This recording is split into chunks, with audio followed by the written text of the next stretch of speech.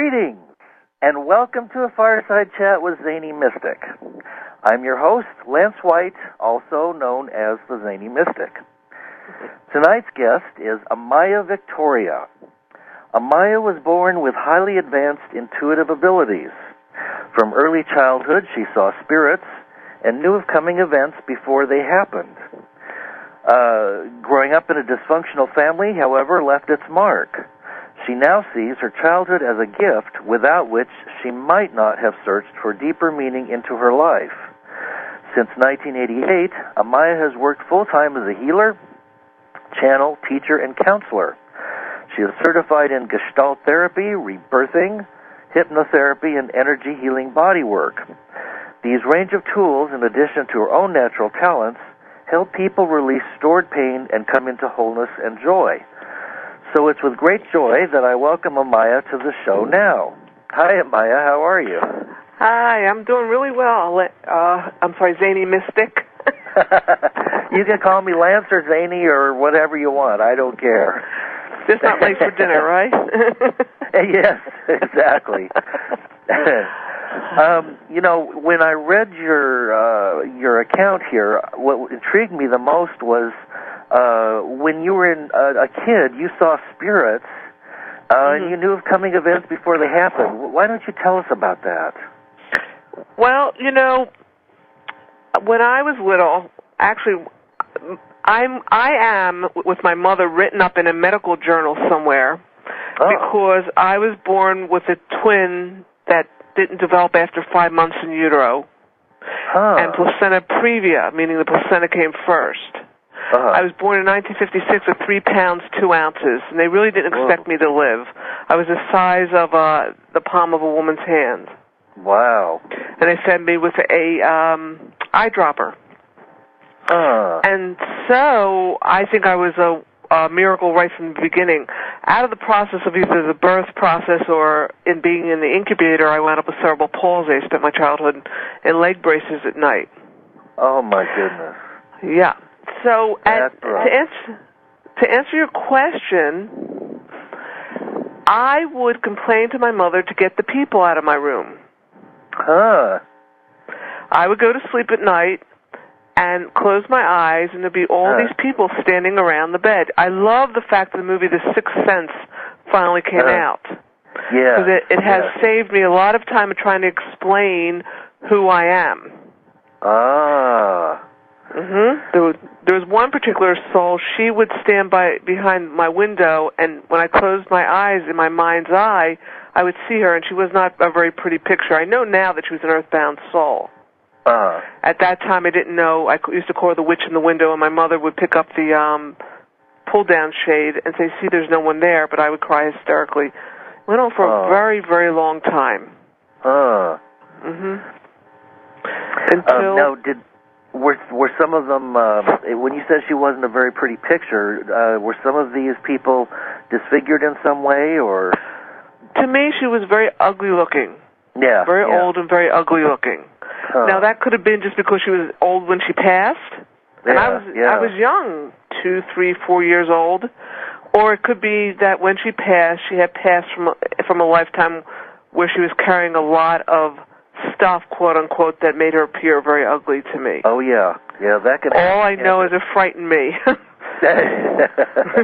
Yeah. There's some people walking around today that frighten me. Yes, so, and God bless them, and that's why the paradigm has got to shift now.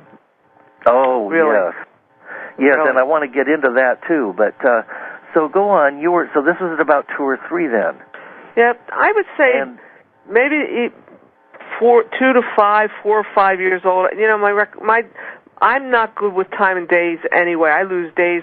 Some of my clients, I'll say, well, we've been together for 2 years, and they'll get really quiet, and they go, it's been 3 or 4. And I'm like, oh, time sure flies whether we're having fun or not, So I'm not really good with time. So I think I was young, but old enough to verbalize. The witch in the window. I was able to speak and talk. And I had a larger vocabulary than a really young child would have. So maybe I was 3 to 5, somewhere in there. Okay. 3 to 7. And so I would complain to my mother, and of course, being who she was, and I found out later that both sides of my family are very intuitive. My father's very intuitive in his own way. And my mother and my grandmother on my mother's side were highly intuitive beings, and so she, though, would be very logical and assure me there was no one in the room. And of course, to me, they were as real as anyone I meet on the street. Yes, that's right. You know, and if I had been born into a tribe or into an indigenous village, I would have been spotted at that age and taken from my family and initiated for 20-some years to be a medicine woman. That's right. Because of my gifts. That's right. And, that's right. One of my teachers told me that years ago, and I must have blanched, because he said, you know, the initiation process is not easy. You're like put into a raging ice-cold river up to your neck to stand on your toes to learn endurance. And every time you come down off your toes, someone will whip you across your back to get you back up on your toes, because it's a warrior's way. And I must have gotten white, and he said, don't worry, your life gave you all that already. And I just smiled like, oh, thank God. Yeah. I don't know if I could go through another 25 years, because people may not realize, first of all, God tends to pick those who have lived through a lot to be the ones to help others come through it. And so there's been a cost, quote unquote, for my work, my gift, and yet I wouldn't trade it in for the world, because I get to do what I love to do. I get to do what's my heart's desire, and then some. I'm eager to get on with the next levels of my work, however that's going to look. And so as a child, my mother told me I would come out and tell her things and they would come true. I don't remember that part. I don't remember that part. I do know that I was different than other children. I do know I was highly sensitive, both intuitively as well as emotionally. I was thin-skinned, as my grandmother would call me. Would you say that you had a lot of empathic abilities? Yes, I still do. Yeah, me too. Me too. I have very deep empathic abilities. I've been indigenously trained empathetically, so no one taught me to burp when someone was discharging or gag and spit stuff up. That just started happening once I was with my teachers. I'm very empathetic. I can feel people's feelings. I can hear their thoughts. I've had to teach myself not to do that. I came in very open and very developed. Wow. I had to learn to close it down, because in my earlier years, I'm in my 50s now, so in my early 20s, I waitressed for many years, and I remember walking by a gentleman at the counter, and it almost knocked me over the suffering he was carrying. Wow. And that was before I met my first teacher, and I didn't realize I had to protect myself. Given the work I've done on myself, I still protect myself. I take a lot of hot baths at night, and I certainly pray while I'm working, and I sage and use incense and sound, but I'm not that sticky, so there's not a lot that adheres to me. Yeah, it just goes right on through. Yeah, but you do feel it. You do I do. Well. Yeah. You know, I do, and I have a deep, compassionate nature, and I've always been that way. So it's hard for me. I have to literally practice every day to detach while I'm working with people, because it's really I don't get to vote. I'm just that bridge. Yep. You know? That's right. That's right. So I've had to learn to detach with my work, and I'm still not real good at it many days. Wow. You know? Well, so now, did you continue to see spirits on into your teens and all that, or did that kind of when I was about out? 7, about 7 years old, the cord with the mother snaps. We're corded to our mother till about 7 years old. Oh, I didn't know that. Yeah. And at 7 years old, when the cord snapped, I always, from then on, I thought everybody worked the way I did. I would feel things about people. I would hear their thoughts. I would occasionally see spirit, but not like I was, not like I had. And then the real work began. That cord snapped, and my gifts went more inward. I had dreams that were precognitive. For years, I dreamed about the Challenger coming down and crashing. I was in my first marriage at the time, and for years, and every time the Challenger would go up, I would say something about it, and it was, years later it crashed. Wow. The night before John Lennon died, I dreamt the world was crying, and I couldn't figure out why.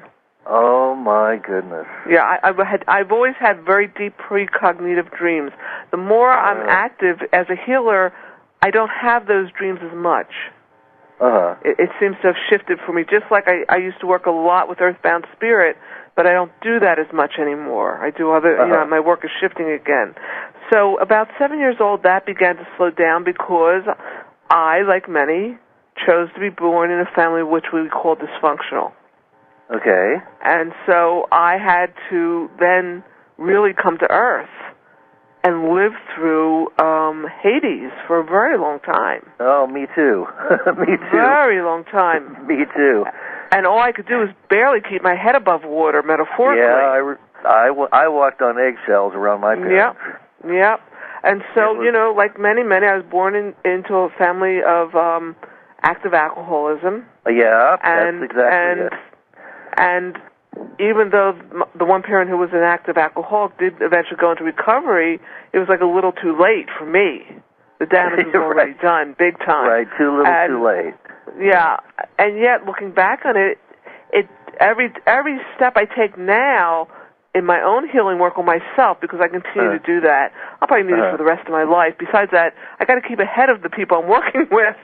So, I got to keep evolving here, and I want to go all the way to the top of the spiral before I leave here. I love the thought of evolution. It just makes me so excited, the thought of going beyond a place of explanation. I don't know. Yeah, me too. Kind of like wondering what's around the next bend, and just kind of you keep going and you keep looking for that. Right. And with that comes a cost. To do that, your frequency has to come up. That means I can't be carrying a speck of dirt in me. Right. For the work that I do and the work I'm coming to do forward in my life. So one of my parents was actively alcoholic. My other parent was actively very angry. Yeah. And so I grew up in a household that was really filled with a lot of pain and suffering for all of us. Yeah, I have two younger siblings, and I left that household, and then in school I got picked on, and I was told many things, including ugly, and I'm not. But in my head I still don't believe it. I'm not. But that's what I was called. And, I didn't suddenly get pretty. I was born with my mother's side of the family, their looks, So my father would probably kill me if he heard that, because he said I look like his side too. But I do look like my mother's side of the family. And so I spent years in severe dysfunction inside myself. It didn't matter that my parents divorced or that one of my parents went to recovery. None of that mattered. Inside, I was living through the dysfunction again and again. And we pattern out constantly until we get help. Yeah. And like everyone else, I had a human life. I married, had 2 children, and thank God for my first husband, because I wound up in therapy. As a result of your first husband? As a result of that marriage, and me freaking out over something that was happening for him, and he said to me, if you don't go get help, I'm going to take you to a mental institution. And I went and got help. My. And it set me on my path of my own quote-unquote recovery, and therefore my spiritual awakening. Around that same time, it was about 1977, I think it was, I met my first spiritual teacher, Evelyn Isidore, who's no longer of this world. Okay. And she loved me like she was the first person on this planet to love me without judgment. Oh, that's wonderful. And she told me that I had things to do here, and it scared the pants off of me. Because I knew. When I was 15 years old, I picked up my first book on reincarnation, and I knew there was something bigger for me here. Yeah, but to be told that in a fractured state, I didn't know what to do with that. And so that began my process that's led me to here, to speaking to you on the phone, There's so many stories and so many steps, and as one of my teachers said, you'll get to a place that every step will be a prayer, and that's exactly where I am now. Every one of my steps is a prayer, for myself or for someone else. Wow. Yeah. Amazing. Yeah. Well, then you met your first spiritual teacher, and then you began working on healing yourself, I would guess. Yes, I picked up my first book on spirituality when I was 15. Books and music saved me from my childhood. Yeah, me too. Thank God for reading and music. I still love music. My friends are all amazed because I know all the words on the songs. Music, I'm looking at right now a soul portrait on my wall that was done for me in 1998, I think it was, 1993, by a woman named Sandra Dolan, who I later found out was my second cousin on my father's side. Huh. I had no idea when I went to her, and she said to me, I really hate to put too much color in this picture. It's of my face, because you're almost pure white. Really? You know? And so, isn't that interesting? So I'm looking right at it, and under it says, music fills the soul. Music, to me, it goes somewhere in me. I'm a drummer by nature. I have a frame drum. I was in a drumming consciousness group for 2 years. Wow. I use my drum as a healing instrument. I just did a large group the other night introducing myself to Florida because I just moved here into this area in Florida. It turned out the people I was in front of who ran the group, I met 15 years ago. No, 11 years ago. It'll be 11 years ago. What is it? 11 years ago on March something, I met them in New Jersey by the same gentleman who just sent them channeled information again, and they called me. And so I had my drum out, and that drum was just taking the room to another place. It was almost like we were lifting off. Wow. If you go to my website, you'll see there's my frame drum sitting right in my lap. Wow. You know? I love it. Yeah, so I am a drummer by trade. And music fills my heart and soul. There's artists on both sides of my family, but my art is the healing arts. That's my art. And I can do fine art, but I'm not a Picasso, and I'm not certainly a Rembrandt or anything like that at all. But in my vision quest, I did a shield for myself, and it was really a unique piece of art. Mm-hmm. Wow. Well, now, when you began, when did you start healing others? So when I was 15, when I picked up my first book on reincarnation, or it was actually, what was her name? Ruth Montgomery's book. Oh, I love those. Ford. I forget the name of her teacher, something Ford. She was channeling him. Yeah. And I was reading one of the astrologers in the paper, Ann something. She put something in every day. So that's who I want to be like. That's what I want. But I had to wait.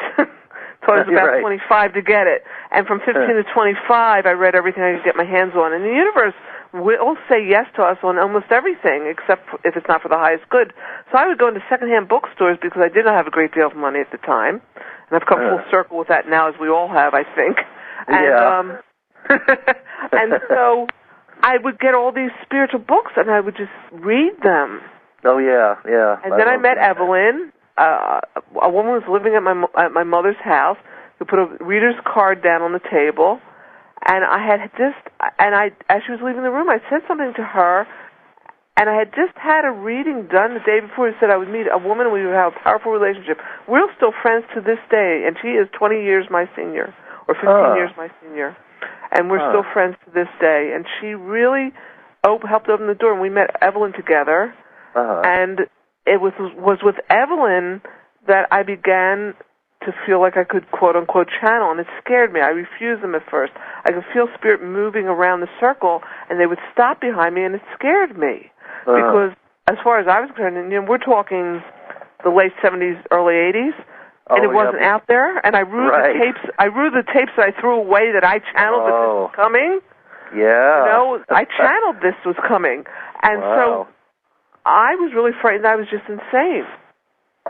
So I began to channel in this group with 25 other women. I was the youngest of the group, and at first my channeling was very halting, and my eyes were closed, and I was very conscious. I wanted to control everything. And unbeknownst to me, Archangel Michael cleared me. He never said he was Archangel Michael. He just said, "This is Michael. I'm clearing the channel. The group will be here shortly." And he would talk for a few minutes, and then the group would come through, and you could hear the group practicing through me. And so my work didn't begin till a year or so after that with people. Because one thing Evelyn did teach me, amongst many things, was you really had to work on yourself, because these were people's lives that were in your hands. And I really took that to heart. This is not a cartoon. This is life. This is real. We may get many times, but this is what we've got right now. And so I was thrown out there early, about 26, 27 years old. So I was healing myself as along with healing others. Wow. And I'm one of the bigger generators. I can do it. I can do it. But it was quite a difficult task. It took a lot of effort. Uh-huh. What were some of your early healing techniques, and did you have any metaphysical experiences during that process? My goodness, it's such a long time ago. It seems like centuries to me. And I know it's only 20-some years, but it seems like centuries ago. My healing technique started just with the tarot cards. That's how I came into all this. And I got to a place with the cards where I would say something and not know why I was saying it. Or I could feel my body shift. Yeah. And then my voice would change a little bit. My healing techniques at the beginning were just pure laying on hands and just talking with whatever I was hearing at the time. I eventually got trained in rebirthing work and hypnosis and Reiki, but actually I was doing all that stuff before I knew the names of it. Right, I was doing polarity before I knew the name of it. I was doing craniosacral before I knew the name of it. The work I do, I'm a trained Gestalt therapist. I'm also a trained therapist. I'm very good with the inner child stuff. I'm very good with getting into people, and I look at someone, I see their beauty, and then I see everything that needs to be taken care of. And somehow I get into their cells, and we just break stuff up. And then I don't see them. Many of my clients I do this with over the phone. I've never met them personally. Oh, wow. Huh. You know, one of my clients was kidding me and said, so-and-so and I were talking. We think we're going to come out and visit you in Florida because she lives down there.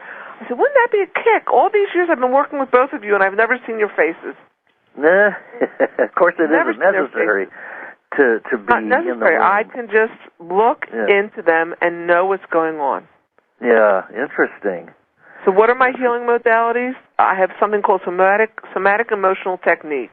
And what that means is our bodies somatize what I'm breaking up. Sometimes you have emotional release. Sometimes you have physical release. I have some people right now who are in physical crisis, and I keep telling them it's okay. You're just discharging. Just hold on. The body never lies. It's just getting rid of the stuff that would take you out if you didn't heal. So because we are on a great path on this place, and we're in a great time. This is an important time. It's hard, it's scary, but it's real important. Well, now let's talk about that. How do you see that? I mean, I do a lot of interviews with people who are focused on the 2012 and the prophecies and the shift in consciousness and the coming energies and so on and so forth. What's your experience of all of that, and why are these important times? That's a good question. See, I don't look that far ahead. I do when people ask me to, and Isaiah, the group I channel, does, and maybe we'll let them talk a little bit before we get off the phone tonight. Oh, that'd be nice. They'll have some words. Wouldn't that be great? And I don't look that far ahead. I really I try to live in the moment, except when I get into my own head over my own stuff. Buddha says the mind never lives in the moment. It either regrets the past or fears the future. Right. And pisses on the moment. And this is on the moment. That's what they say in 12-step programs. That's right. Right. Be here now, like Ram Dass used to say, And and the 12-step programs really they talk about living in the moment. I mean, those programs had to be divinely presented. Oh, yeah, because they're really based on absolutely everything we call metaphysical and New Age. And I don't know what's New Age about it. Isaiah says it all the time. What's the New Age about this? This has been going on for eons. There's nothing New Age. There's nothing at all. You're just coming full circle, that's all. And this planet has tried to do this 4 times, and this time they believe we're going to be able to do it. And we are in the times now, we don't have to look, I don't have to look to 2012 to know that we're in the great changes. I channeled for the last 5 to 7 years that Isaiah would say, you're going to be lighting your homes and your fireplaces with your money. It's not going to be worth much. And I didn't even take it to heart. And here we are sitting there, each and every one of us, with every money issue we've got hit the surface. Well, you know what's funny? The paradigm has got to shift. Yeah, my father said that 45 years ago. Well, God bless him. He's a wise man. Well, I guess I must have chosen being born to the right family. Even through the alcoholism, that was one of the things I remember. He used to just kind of pretend like he was using dollar bills for toilet paper, and he would say the money's worthless. And he said the Bilderbergs own the world. And I didn't know what he was talking about, but then, 5 or 6 years ago, I got online, and there were the Bilderbergs, the wealthiest people in the world. Right, and without, and we can't, I don't like to get too negative, but I will say that, I don't even like the word negative. I will say this much, but I don't like to make it outside myself because I believe I'm part of the whole creation. Yeah. I was just talking to a friend on the phone, I think it was today or yesterday, and they said, of course it's all going to collapse because whoever set this in motion years ago so that they could take over, because I don't read the news and I don't read the newspaper. Maybe I should a little bit now because I didn't realize that they're really talking now again, the government, about taking over the banks. Yeah. So this was set into play generations ago. Oh, and yeah. is now catching up with us. But at the higher point of this is it's going to teach us to really come back to what the indigenous people knew to be true, that we're all connected. Yes. And also then teach us all how to do prosperity without greed and without separation. Like take care of each other in a healthy way. Yep, exactly. I agree with you. I mean, I've been saying that the monetary system has to collapse because if it doesn't, we'll have to pull the plug on it just so that we can go through the cleansing and the shifting that we need to go through of letting go of a material kind of existence. Well, really letting go of the issues behind the material existence. That's my belief. Because we live in the material world. We have to eat, sleep, drink, and have a roof over our heads. If nothing else. This last year I was stripped down once again. This is the third time for me. 3 may be the charm, hopefully. Of everything. I lost everything. Everything went. Yeah. I lost everything. But except myself. Yeah. And you know what I learned? I learned it's all just stuff. It's all just stuff. It's all just stuff, exactly. It's all just stuff, and it's all be replaced. And it's all being replaced now. Yeah. But, I don't mean to be a forebearer of bad news, but I don't think we've seen the worst of it yet. Oh, not even the tip of the iceberg. No, I think we're just at the tip, and I do believe those of us who have come to help, really help, we're being forced to clean up our acts big time because the Day of the Wounded Healer is done. Yeah, it's done, and we have got to get in places. Now, every level has its healers, but certain levels of consciousness won't be able to stay here, not for where the Earth is going, and not for the agreements. And yet I don't believe anything's wasted. I think we're all learning, and even those that will pass on, because I think a large majority may, they're going to go having done centuries of work in one lifetime. What more could you ask for, right? Yeah. Really. So absolutely. When I started my work on myself when I was 25. I started working with others when I was about 27, 26, 27. My work has evolved. And I'm closer to that place of being really standing in a place where I can just love people. I woke up the other morning, and I thought this several months ago because a client in California was having a hard time with me, and I wanted a knee-jerk response from my human place, And I thought, wait a minute. Unhealed ego has no place in true love. And it really doesn't. I woke up the other day and I thought, I wonder if that's the name of my book. I wonder if that's because I really want to write a book. I have several books in me. I have a book about my life. Good. Stuff that I'm not going to talk on the radio about, but things have happened to me. I have been abused on every level. I've been mentally, emotionally, sexually, physically, energetically. I don't know what else abused in this lifetime. And then I got the help I needed, and it's taken me a long time to come through it. And thankfully, we're moving fast enough that those that are working on themselves now are going to be moving faster through it.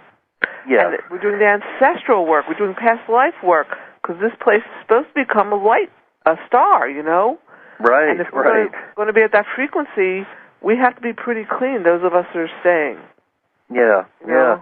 And, I think what you're saying about your own experiences is, especially during my generation, I'm 59, is a very common experience. And there were so many decades when people just wouldn't say anything because they didn't want to be exposed. They thought they were the only ones. But the more it comes out, the more people realize that this is happening to everybody. They don't call them bedroom communities for nothing. Right. There's a lot going on in those bedroom communities that nobody's talking about, and it's time to get that stuff up and out. Well, seek help for your, for the abuse, and get out of those situations that are causing pain and emotional, physical, or sexual pain, and leave them. Well, so, we have to look at the fact of agreements. We have to look at the fact of fear-basedness and evolution and what people can and cannot do. The thing is that everything that's unknown, unseen, unforgiven, unremembered is all being brought to light. There's very little that's being held in the dark now, and that's why all heck's breaking loose, because our governments can't get away with it. We can't get away with it. The universe demands integrity from all of us. Yes, and I love whatever degree we can do it. The universe, and we're in a big push now. And you asked me about 2012. I don't know if that's going to be the end of our society. I know that's when the calendar absolutely stops. I know that's when they put in a computer and it doesn't go past 2012. It won't. It stops in 2012. I don't know what that means. I do know that the way we've been living here will change, and it is changing. Well, it has to. It has to, because, I mean, look at... Our hearts are different. Our hearts are... it's our prayer that's making this change, really. Yeah. And the divine grace and mercy of whatever we want to call that governs and loves us. You know? Well, and do you find that people are waking up more rather than being so asleep and kind of conditioned by the television and news and the I think that I think a larger amount than ever before is. I mean, I still see people who are still in the dark, and I don't know, maybe that's surpassing this lifetime. But you know, what I was going to say is the Beatles song, "Look at All the Lonely People." That was in my head the other day, but I was looking at people, and I wanted to cry because all I could do was see their beauty. Yeah, I saw the other stuff, but I saw the want. I saw who they really were. You know, I live in a townhouse complex right now, and there's a family that lives catty-corner to me, and the woman's face is filled with so much kindness. Oh. And I sometimes wonder if she even knows it's there. Even though she shows a lot of it, you know, I wonder if she even knows how kind she really is. And maybe she shouldn't, so egotistically she doesn't get involved with it. Yeah, right. You know, it's there, and people really are beautiful. They've just been, God, we have been beat up here, and now it's just time to stop doing it. Spirit says to me all the time, if you could see yourself through our eyes, you would never hate each other. You couldn't. Right. It would be so sacrilegious. Right. But we don't yet see. We see through a glass darkly. Yes. But that's happening. That's changing. Is it Eckhart Tolle? I mean, his work has been phenomenal. That last book I hear, and then Oprah having that whole class, there was, thousands, millions, billions of people online at one time. That is great news. Yes, it is great news. Great news. It really is. To be on the Internet with you, I mean, you're not the first show I've been on. To have people, I don't know who's listening or who's not. I don't either. Nobody's listening but you and I, but who knows? You know? Well, you know, our vibration is here, and it's a high one, and we're synergistically creating a frequency that people can tune into. And I know people feel it because I've had people write to me and say, well, gee, you know, I could feel the connection between you two, and I could feel the synergy. And, you know, I think that as you and I talk, no matter what we talk about, we are in the healing process, and we're doing it. Correct. That's right. You know, for ourselves and for the world. And for the world. Evelyn said to me, find the common ground. It doesn't matter who the person is. To be a true keeper of the light, you find the common ground. And that's such a simple statement and sometimes so difficult to do. One of my other teachers looked at me one day, and we're sitting around waiting for the stones to get hot for a sweat lodge, and he said, you know, I wanted to put a shingle out. I want to be a great healer in this world, and all I kept getting from my teachers was, just become a good person. Right. I was like, oh, yeah, right. You know, I'm very skeptical. I don't know how Spirit ever got through to me. I don't even know how I do this work. I'm such a skeptic some days. That's funny. He looked at me when he said that, and I got it. I got it about 6 months later. I was doing something in the kitchen, and it clicked. But, of course, if I'm filled with goodness, won't that overflow, and isn't that really the healing process?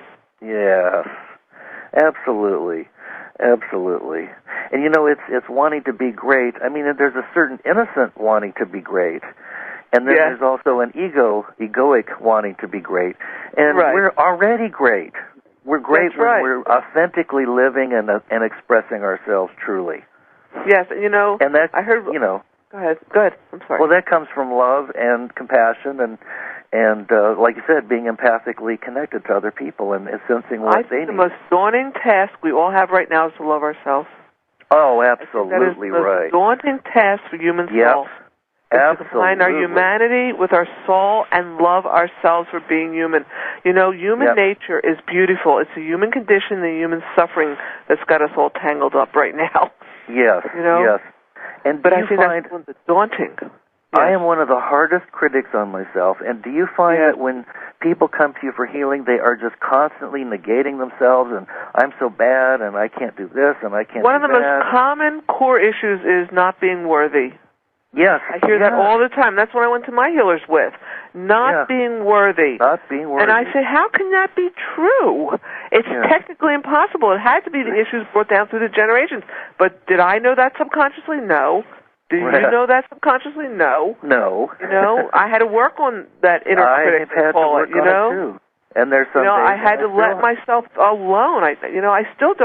Thank God I have friends around me who aren't afraid to, get strong with me when I'm back there in that place, just running the wheel, like a hamster on a wheel. Running your racket, Yeah, running that racket again. And, the committee's off and running, and I'm agreeing with them. Down the road somewhere. It doesn't make me feel so good, and it freezes me. So for all of you out there, I tell you, number one, we are innocent. We haven't done all innocent things. No, we're human. Except for those out there who are really malicious. For all of us, we really don't have malicious intent. It's just that we're human. So sometimes we have resentment. We want others to suffer because they hurt us. But that's human. That's human, and that can be healed. But we're innocent, and I remember one of my teachers saying to someone else in a group, I was sitting in the group, looking at him and saying, "You're important." And the other person went, "Yes, but," and he said, "No, you're important. In the scheme of things, you're important. Everybody's important, whether it's you and I talking on the radio or me going to the top of the mountain, being the best, the omnipotent AMAYA, which it's very doubtful because I still put out the trash and clean out the cat litter box. Right. You know what I'm saying? It's like the other night I did this great group, and I got a friend on the phone. I said, well, going home to take out the trash, clean out the cat litter box, and tie up the boxes and put them out for the dumpster tomorrow. Back to earth I come. The great omnipotent Oz is back to earth again.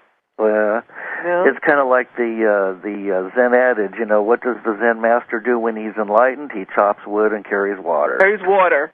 That's right. And so there is no task too small for us to do because it's all a holy spiritual movement. And I really love what you said about learning to love ourselves because that really is the big bugaboo.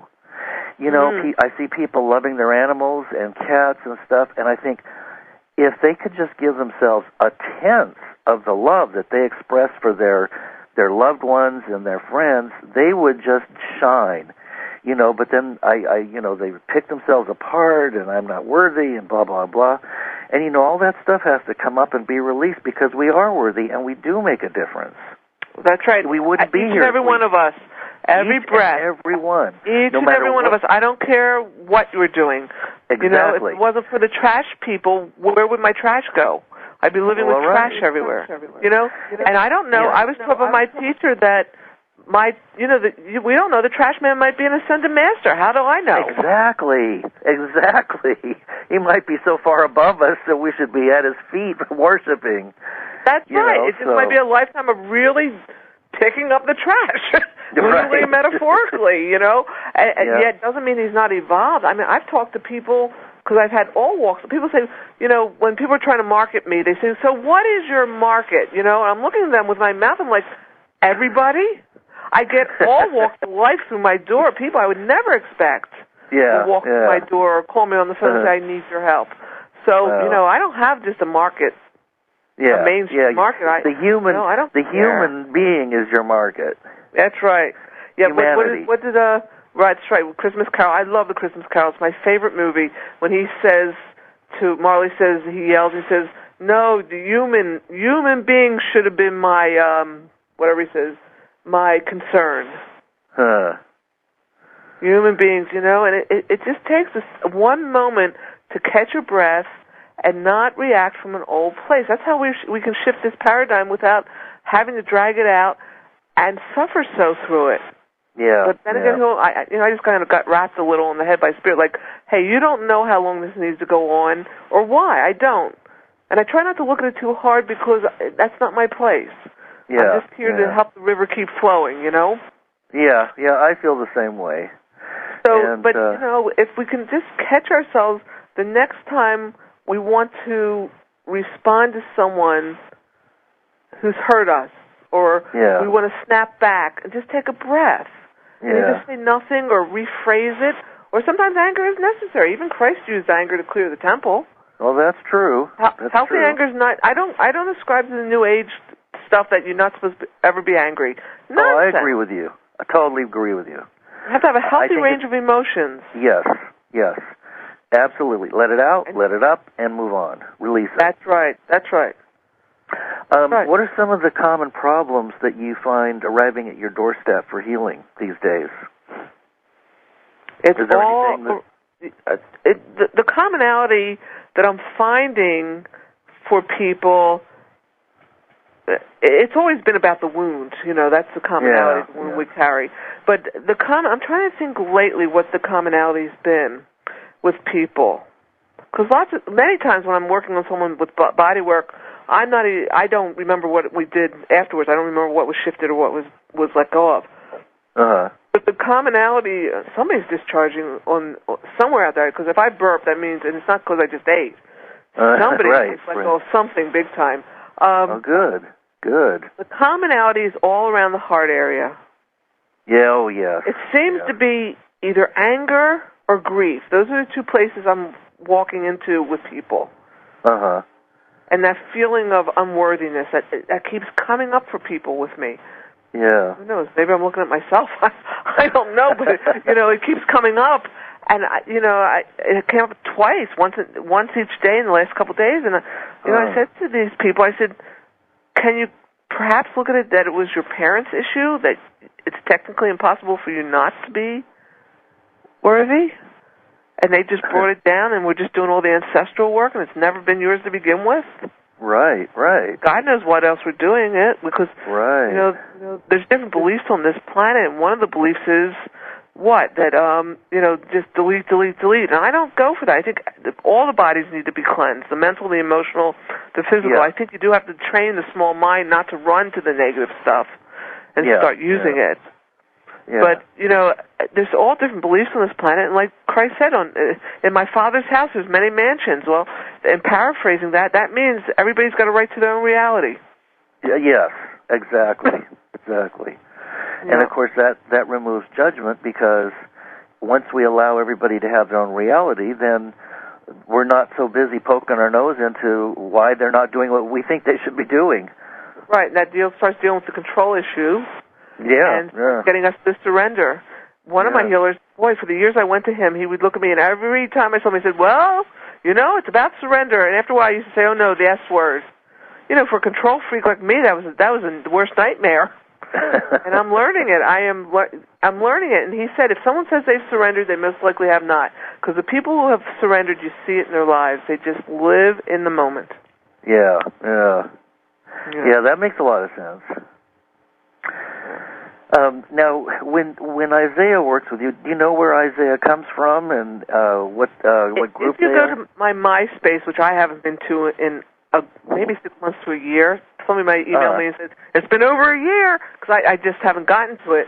But there is a blog there where they talk about, they didn't for years at all talk about themselves. They kept refusing anyone who asked, and even me, because they didn't want that. Because we like to box everything, we have to make it something. We have to have a backstory on things. And they kept saying, no, it's about you all and about the message. That's all we care about. They finally started talking, because I was with one of my healers, and he said, do you know who you channel? And I was like, not really. He said, you should go ask. And I thought, yeah, but they haven't told me. And then I realized what he was saying to me, how big I was as a generator, and who they really were. So I went to them and said, do you want to tell me? They said, yes, we will. And they said, they come from 7 to 9 realities above us. Okay. And they lean down to us because we're coming up. And Wonderful. They do it out of absolute love for the creation, whatever creation that may be in whatever reality. And they're assigned to this until it's done. What is your MySpace website address? www.myspace.com/either the AMAYA Center or AMAYA Center. I can't remember which one. I'm all over. I'm on Facebook. In fact, I'm having someone come over next week and help me learn how to use all these different sites and not burn myself out trying to use them all, to get all my information out. And then you can go to my website and just go to my link page and go right from there to the site. Okay. And that's www.amayacenter.com, right? Yes. Yeah. I just wanted to make sure that people knew where to find you. Yes. Yeah. Well, so they're here to help us through the times until they're successful. Until we finally light up enough that we realize we're our mentors, we're our masters, we're the angels. Yes, yeah, exactly. I totally get that. I just totally get that, and it is happening. Oh, absolutely, it's happening, and I'm so happy. It's hard for everybody. So everybody out there, hear me. Everybody's going through the mill right now. It is hard for everybody, and it's because we're all the poisons we've been carrying are being squeezed out of us, and we can help it along without suppressing. If you need to cry, cry. If you feel irritable or angry, don't hurt anybody with it, but write about it, vent it. If you feel grief-stricken, if memories pop up, do something about it. Go get the help you need. There's too many modalities out there. There's no more excuses. That's right. You don't have the money. Right. People, you'll find places to get it for free or for minimum. That's Little right. Reiki share and start there, Yeah. Worked on. That's right. But it's time. It's time to move. It's as a community, as one being, because we're all one mind, one heart, one being. It's time to move together. And those who aren't supposed to will leave, and they just will leave, and we'll have to deal with that. Those of us who stay, and they're doing us a great gift because they're taking a lot with them when they go. A great gift. Do you see those who are leaving as? Are you talking about the dark side, the negative polarity, or? No, I'm talking about people who are passing on. Oh, well, right. Okay, gotcha. The light and the dark has split. On my website. Oh, yeah. On my website, I put up an article. I don't know if it's still there about when Bush came into office the second time and everybody was upset, and they said he was doing nothing but splitting the light and the dark. That's all he was doing. Huh. Well, that certainly seems like it worked, and I mean, it feels like there's a major shift at this point. Between him and the way things are today. Yep. Do you ever find when you're getting into healing with somebody that some of the causes for this life's problems might be a bleed through? Yeah. Yes. You picked that one right up, didn't you? Other lifetimes, right. Or it might be one of their ancestors. It might be coming down genetically and DNA-wise. And that has to be unwound. The work I do unwinds people. It breaks up the stuff they're carrying. Stuckness. Yeah. What about spirits and attachments and things? Do you find much of that? There's some healers that do all kind of, they say that you've got an attachment, there's a dark entity from 16 lifetimes ago. I get that occasionally. Years ago it was more so I would go in the houses and clear them out. I would find things on people. I get that occasionally. I had one happen in an expo in Santa Fe where I literally told my assistant and the people standing around the booth to get back because I was going to release something from this woman. And when it went, it was almost like the roof rattled. Wow. I get that occasionally, but not so much anymore. I really get the people that really are on the path and on their way. Yeah. Really, really moving forward in their lives. I'm wondering, before we go, because I know we don't have much time, if you want Isaiah to come on through and see what they have to say. I'd love it. Or just talk to me. No, I love it. What do you want me to do? Nothing. Okay. You can listen and you can ask them questions, anything you want to ask them. They're saying to me, well, anything that you think the audience might want to hear. Okay. So I'm going to take a breath, and the rhythm and cadence of my speech will probably change given which member of the group will speak. It's a group entity with one speaker at a time, one voice at a time. I'm told my Philly, New York accent does not go away. Sorry. I'm a Philly girl. It stays. We'll love you as you are. Right. All right. So I'm going to just take a breath, and we're going to let Isaiah come on through. Okay.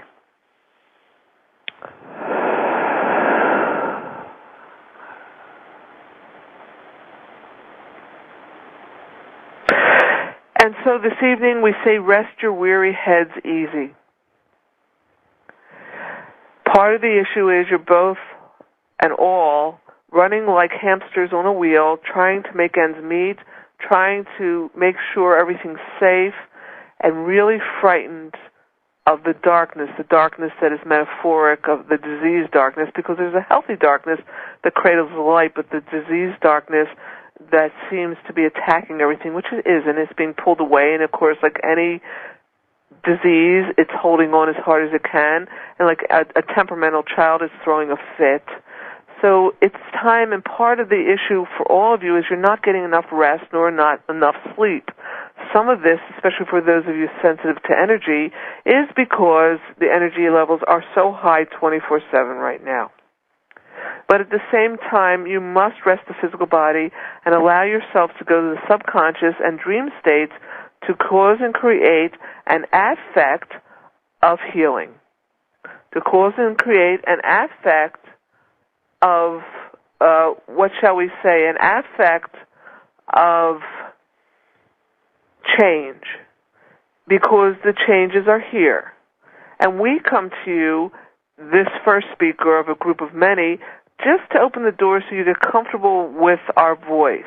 Because what's behind us, or behind this voice, is a being who wants to come through, who has healing energy beyond what you've experienced. And we don't want to fry the wires and the airways to do this.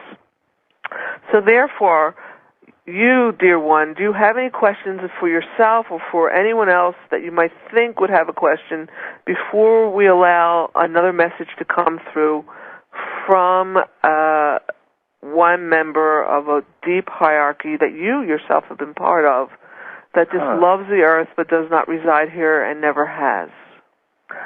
I will pass on the question, and I would like to just move forward to hear what he wants to say, or what he wants to say. The next yes, right. He, she, but we'll call he because it will feel like masculine, it'll feel strong, it'll feel like a push through the phone. Okay. Because we're going to help you, Lance. Okay. There's been an issue here that's long-standing that won't go from your body. We're going to come in through the chest area, but it's going to go to the skin, cause the skin to heal in all eruptions, and move through your body so that even at your age, your joints can go free again.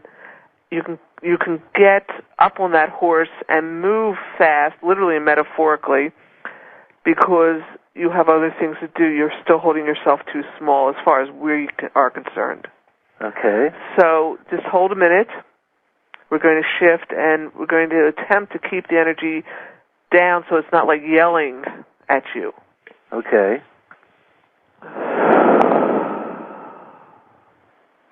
Behold the beginning of a new time. This new age has never begun until now. The preempt of this was the last 12 years. And so now is the time for the new beginnings to occur. But this next year and the years thereafter, up to 7 years, will be the struggle to get rid of the fear of letting go of what is known and stepping into the quote-unquote darkness of the unknown, believing that the lights will come on and it will be what you all need, what is better for you, and what is really of sweetness and the divine. We, this group, I, myself, a new member of this group, having come from a hierarchy that needs translation into the physical words, because I am nothing more than pure energy, pure light, and pure love. And my name is not Archangel Michael. It is beyond the Archangel, the Seraphons, whatever hierarchy you've created here to make an understanding of universal law and universal experience. The truth is, it is all your higher selves with like strings down to all your different selves, because you have parallel lives, you have alternative lives, you have twin flames, mates, etc., etc. So that it's all that process of coming together in this place at this time for pure, undiluted healing and the acceptance that you can have prosperity, but you must feed each other and not turn your faces away. And so we bring to you a sound. Would it affect you, Lance, if we tone just for a moment, because we know we're almost at time to close? Okay.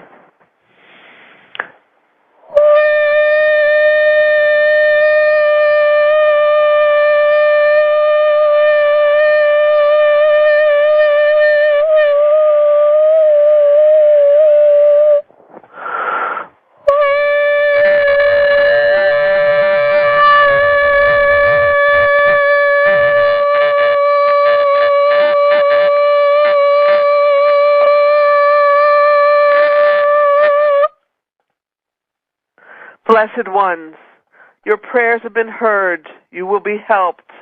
Cry the tears of despair, but let go and remember to embrace the heart that remembers and knows all is well, and that this too shall pass. That you call God, Goddess, I am that I am, Yahweh, Hare Krishna, etc., etc., Buddha, whatever name you give it, is here now, and everything. You are of the creation is of you. Not one thing, not from one fabric or fiber of the carpet to the clouds in the sky, is not of the manifestation of prayer, thought, and what we will call creative God. Are there any questions, or we will take our leave? You know, we could talk for another hour, but the time runs short. You know, I'm going to have you back. We're so short on time. I think we're just going to have to say thank you. You are quite welcome, and we will come back again. Let us make this a month or so. Yes. To come back again, and we will do the full 55 minutes, just you, the channel, and ourselves. Then we will do the talking. The channel can talk also.